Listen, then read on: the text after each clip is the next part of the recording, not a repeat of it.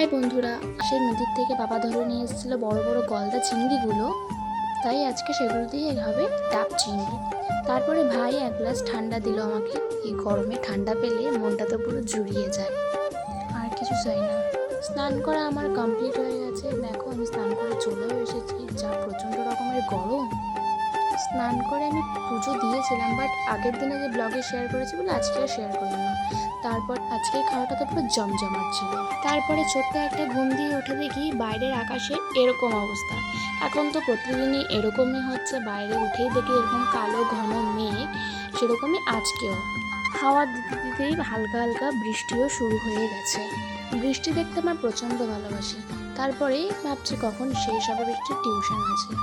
তারপরে বৃষ্টি থামার পরে আমি রেডি হয়ে গেছি টিউশন যাওয়ার জন্য। তো চলো, টিউশনতে গিয়ে আর কোনো ব্লগের ক্লিপস নেওয়া হয়নি, যার জন্য বাড়ি যাওয়ার সময় একটা ক্লিপ নিয়ে নিলাম। আমি চলে এসেছি বাড়িতে, তাই একটু আয়নার সামনে ঢং করে নিচ্ছিলাম। আজকের ভিডিওটা এই পর্যন্ত। টাটা, বাই বাই সকলকে। ভালো থেকো, সুস্থ থেকো।